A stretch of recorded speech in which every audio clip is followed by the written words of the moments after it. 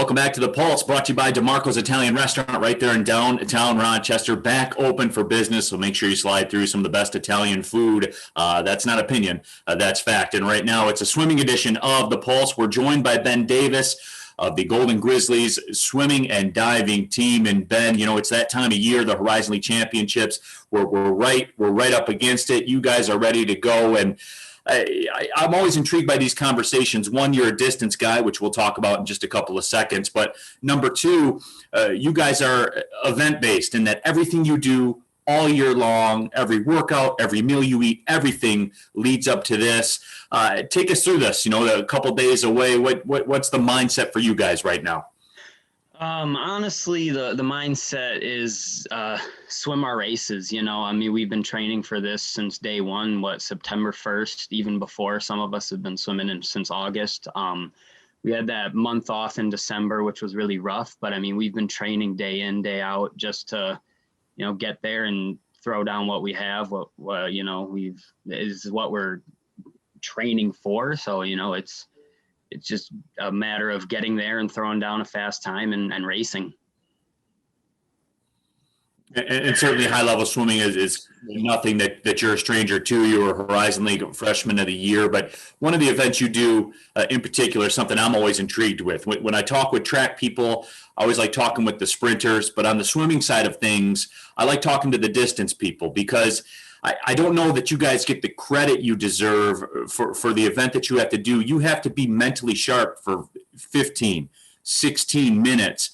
Just between you and I, Ben, the distance swimmers, it's a much tougher job than the sprint swimmers, isn't it? Just between you and I. Absolutely. No, and the sprinters know. The sprinters and the distance swimmers have a little back and forth on the pool deck because throughout the year, the sprint training is so much different than distance training.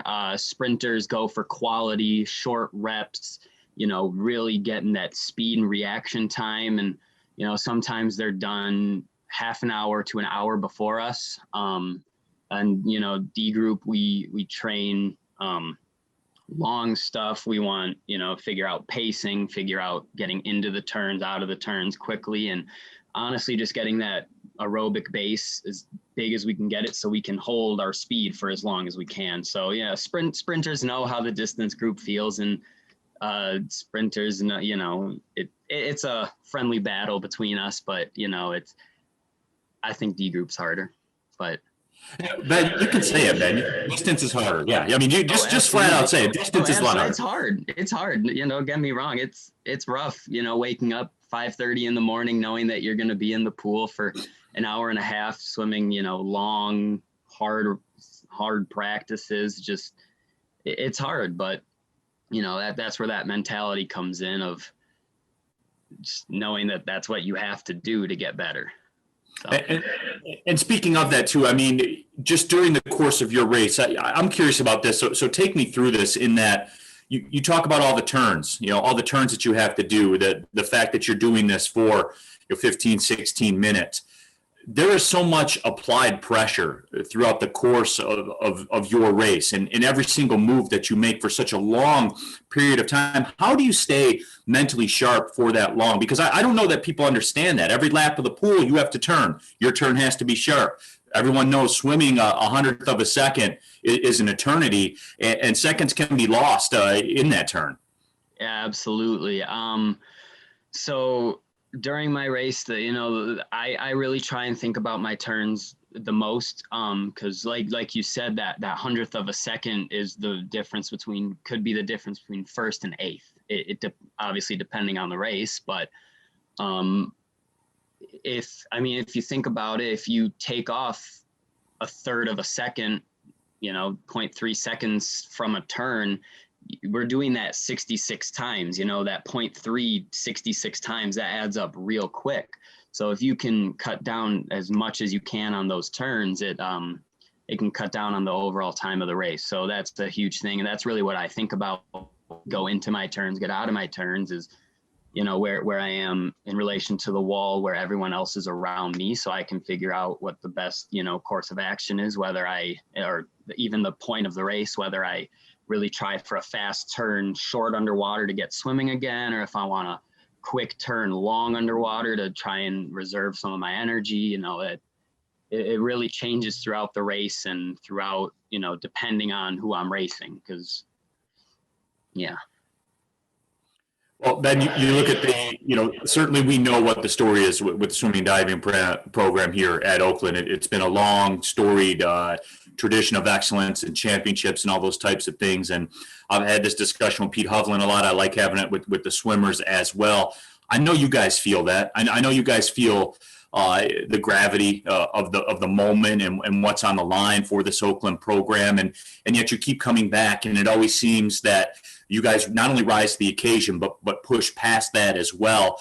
Is that something that's across the board? I mean, when you look at the entirety of this Oakland swimming program, that's just the standard, right? I mean, that's how you guys operate.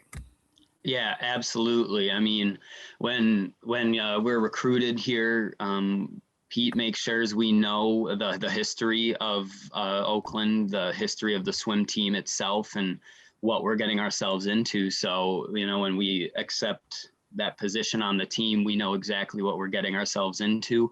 And even throughout the course of our years, every single conference meet, it's a matter of I have to swim well so that all the work of the years before me isn't wasted. There's no point in keeping a tradition alive if you aren't, if you don't want that tradition. So the mindset that if we don't win, we'll be the class that breaks that streak. We'll be that class that breaks that history, that tradition. So a lot of pressure on us, but I mean, all of us handle it really well. We enjoy what we do. We enjoy where we do it. So that's the major, that's the major part of that mindset, is knowing where you are and what you want. And that's one thing that everybody across the board has, is we want to win. We want to represent Oakland as well as we can. And we really want to show that, we are the best. We can do this, Absolutely. Well, Ben, we certainly do appreciate your time. The best of luck at the Horizon League Championship, and thanks for those thoughtful answers too, man. I mean, I guess it is. It's bigger than you, and that's something I think that the program across the entirety of it that's been the prevailing mindset. So best of luck at the Horizon League Championship. I'll be watching, my friend. Awesome. Thanks so much.